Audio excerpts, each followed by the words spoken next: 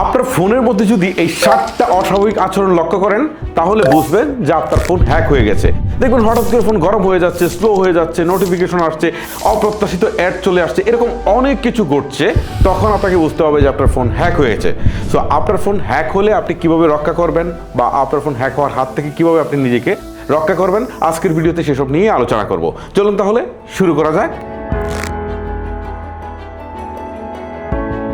Number 1-এ আপনি notice করবেন যে আপনার ফোনের ব্যাটারি খুব দ্রুত শেষ হয়ে যাচ্ছে, অর্থাৎ কোনো কারণ ছাড়াই শেষ হয়ে যাচ্ছে। সো এটা আগে চেক করবেন যে কোন অ্যাপ থেকে ব্যাটারিটা বেশি আসলে খরচ হচ্ছে। তখন আপনি বুঝতে পারবেন যে আসলে হ্যাকিং কোনো অ্যাপ আছে কিনা। এই জন্য আপনি যে কাজটা করবেন, সেটিংস অপশনে চলে যাবেন, দেন আপনি ব্যাটারি অপশনটা খুঁজে পাবেন। এই যে আমার ব্যাটারি অপশন, আমি এখানে ক্লিক করছি। ক্লিক করার পর এখান থেকে আমি একটু স্ক্রল করে নিচের দিকে আসবো। এইখানে দেখেন আমার কোন অ্যাপ থেকে ব্যাটারি কতটুকু খরচ হয়েছে সেটা কিন্তু সে দেখাচ্ছে। সো যদি দেখি যে অস্বাভাবিক কোনো অ্যাপ এখানে শো করছে এবং সেটা থেকে ব্যাটারি ড্রেন বেশি হচ্ছে, তখন আমাকে বুঝতে হবে এই অ্যাপ দিয়ে আমার ফোনটা হ্যাক হয়েছে। সো আপনি যে কাজটা করবেন, প্রথমেই এই অ্যাপটাকে আনইনস্টল করে দেবেন, তাতে আপনার ফোন সেফ থাকবে। নাম্বার 2-তে আপনি নোটিস করবেন যে আপনি হয়তোবা ফোনটা ব্যবহারই করছেন না, পকেটে রেখে দিচ্ছেন অথবা আপনি কোথাও একটা জায়গায় রেখে দিচ্ছেন, তারপরে ফোনটা ধরলে গরম হয়ে যাচ্ছে। তখন আপনাকে বুঝতে হবে যে ফোনটা হ্যাক হয়েছে। হ্যাকার আপনার ফোনে কোনো একটা মেলওয়্যার বা কোনো একটা ভাইরাস সে ইনস্টল করে দিয়েছে, যে কারণে ফোনটা বারবারই কিন্তু গরম হচ্ছে, মানে ব্যাকগ্রাউন্ডে তো কাজ করতেছে, এই কারণে আসলে গরম হচ্ছে। তখন আপনাকে আগে জিনিসটা মাথায় নিতে হবে যে আপনার ফোনটা হ্যাক হয়েছে। ফাইনালি আমি আপনাদেরকে সবার শেষের দিকে জানাবো যে এরকম হ্যাক হলে আসলে কিভাবে নিজেকে সেভ করবেন। নাম্বার 3-তে আপনি নোটিস করবেন যে আপনার ফোনের ডাটা অস্বাভাবিক হারে খরচ হচ্ছে, বাট আপনি কিছুই ইউজ করছেন না। তখন আপনাকে বুঝতে হবে যে আপনার ফোনটা হ্যাক হয়েছে। সো এখানে আপনি একটু চেক করতে পারবেন। চেক করার জন্য আপনি ফোনের সেটিংস অপশনে চলে যাবেন, দেন এখানে আপনি সার্চ বারে গিয়ে লিখবেন DATA ডাটা ইউজেস লিখে আপনি যখন এটা পাবেন এটাতে ক্লিক করবেন। ক্লিক করার পর আপনি দেখতে পারবেন যে আসলে কোন অ্যাপ, ঠিক আছে, কতটুকু ডাটা খরচ করছে সেটা দেখে আপনি বুঝতে পারবেন। যদি দেখেন যে অস্বাভাবিক কোনো অ্যাপ আপনার সামনে চলে আসছে এবং সেটা ডাটা অস্বাভাবিক হারে খরচ করছে, তখন বুঝতে হবে যে এইটাই হচ্ছে ম্যালওয়্যার বা এইটাই হচ্ছে সেই অ্যাপ যেটা হ্যাকার আপনার ফোনে ইনস্টল করে দিয়েছে। সো এখন এটাকে আপনাকে আনইনস্টল করে দিতে হবে। নাম্বার 4-এ আপনি কিভাবে বুঝবেন যে আপনার ফোনটা হ্যাক হয়েছে কিনা। আপনি আপনার ফোনে আসলে চেক করবেন যে অস্বাভাবিক কোনো অ্যাপ আছে কিনা, অথবা কেউ একটা প্রলোভন দেখে একটা অ্যাপের কথা বললো যে এই অ্যাপ দিয়ে আপনি এই করে ফেলতে পারবেন, ওই করে ফেলতে পারবেন, আপনি কিন্তু ইনস্টল করে ফেললেন অজ্ঞানতাবশত, ঠিক আছে, কিন্তু আপনি জানেন না যে এইটাই আসলে মূলত হ্যাকিং অ্যাপ। সো এইরকম অস্বাভাবিক কোনো অ্যাপ আছে কিনা আপনি ভালো করে নোটিস করেন। যদি দেখেন যে অস্বাভাবিক কোনো অ্যাপ আছে বা আপনি যে অ্যাপটা ইউজ করেন না, ইনস্টল করা আছে, আপনি এটাকে আনইনস্টল করে দেন। আনইনস্টল করার প্রসেসটা আমি আপনাদেরকে দেখাচ্ছি। ধরেন কোনো একটা অ্যাপ আনইনস্টল করে আমি দেখাই, তাহলে আপনারা সহজে বুঝতে পারবেন, ঠিক আছে। ধরেন আমি এই অ্যাপটার উপরে এরকম চাপ দিয়ে ধরে রাখবো, ঠিক আছে, যেটা আনইনস্টল করব। তারপরে এক এক ফোনে এক একভাবে আসতে পারে, এখানে আনইনস্টল অপশনটা আসতে পারে, ঠিক আছে, অথবা এরকম আসতে পারে। জাস্ট এই আইকনটার উপরে ক্লিক করব।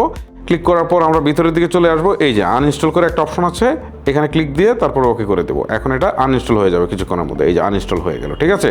এইভাবে অপ্রয়োজনীয় বা আপনি যে অ্যাপসগুলো ইনস্টল করেন না আপনার কাছে মনে হচ্ছে, সেগুলো সব আনইনস্টল করে দেবেন।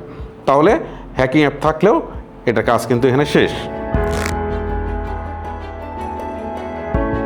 নাম্বার 5, ফোন স্লো হয়ে যাওয়া বা বারবার ক্র্যাশ করা।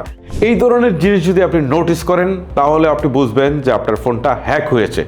সো ফাইনালি এই অবস্থায় কি করতে হবে সেই ট্রিক্সটা একদম ভিডিও শেষ প্রান্তে এসে বলবো আপনাদেরকে। নাম্বার 6, আপনার ফোনের অদ্ভুত সব মেসেজ বা কল হিস্ট্রি আপনি দেখতে পারবেন। তখন বুঝবেন যে আপনার ফোনটা হ্যাক হয়েছে।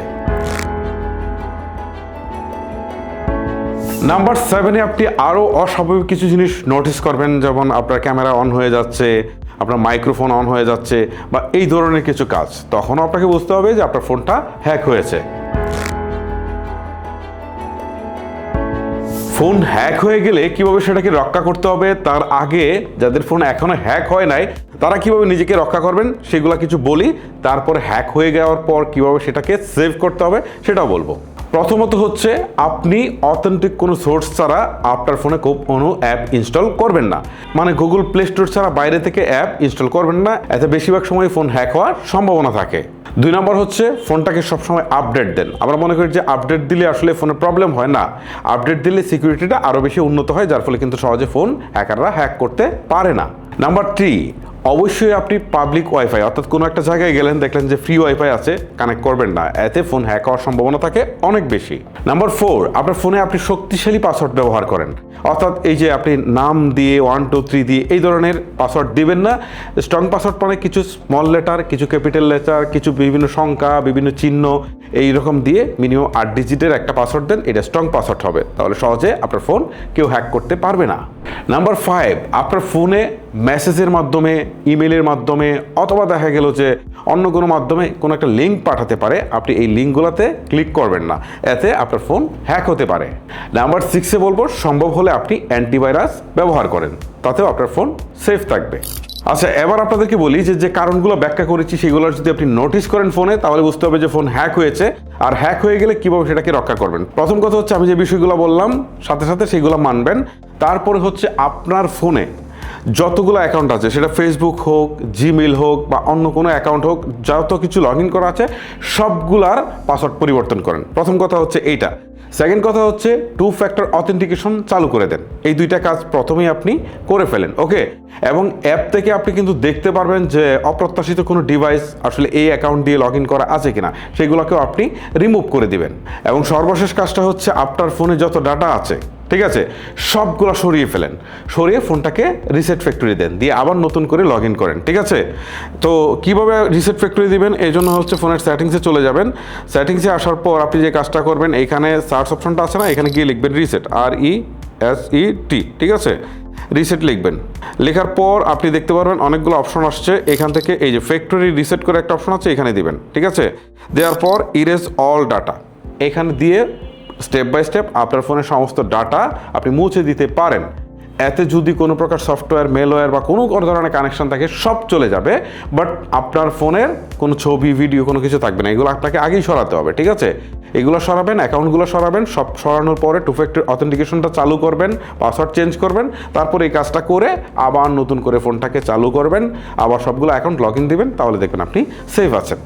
এই হচ্ছে মূলত আজকের ভিডিওটি আর লেন্দি করছি না, এখানে শেষ করছি। আজকের মতো আমি বিদায় নিচ্ছি, দেখা হচ্ছে নতুন কোনো ভিডিওতে। আল্লাহ হাফেজ।